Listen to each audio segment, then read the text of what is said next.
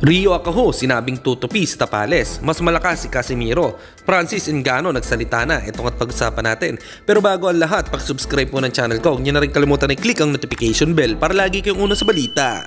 Laban ang aasahan, balita sa mga pambato na isasalang, pasabog na video, lahat yan nandito.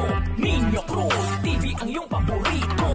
Pag-usapan nga po natin mga kaboxing, matapos ngang manalo ni Tyson Fury via split decision sa score na 95-94, 96-93, 95-94, dalawang judge nga ang pumabor kay Fury dito. Dahil dyan ay biglang nag-post si Francis Ngannou na ang sinabi ay Tyson should say thank you to those two judges because I didn't win this fight. So para bang ang ibig sabihin ni Ngannou ay feeling niya ay narab siya? Well, sa nakita kong performance ni Ngannou ay maganda talaga. Pero ang napansin ko, ang daming pinupukol na jab ni Tyson Fury. Dito siguro natalo si Ngannou sa puntos.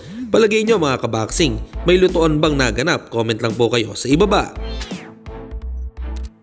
Samantalang ayon naman sa komento ni Rio Acajo patungkol kay Marlon Tapales, ang prediction nito laban kay Naoya Inoue. Ayon sa kanya, ang laban daw na ito ay kapakapanabik kaysa sa laban ni Inoue kay Stephen Fulton.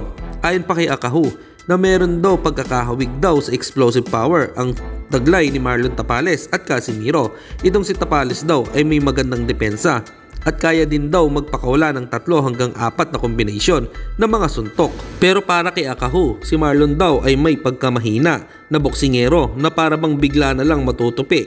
Si Tapales at Casimiro ay taglay nila ang lakas ng suntok, pero si Casimiro ay may tuturing na mas malakas at mas matibay pa kay Tapales kung sino daw ang mas mahirap gibay na depensa. Para sa kanya, itong si Tapales ay may magandang depensa kaysa kay Cuadro Alas. Hanggang dito na lang muna ang ating balita. Dito na lang ang aking boxing news report. Babu!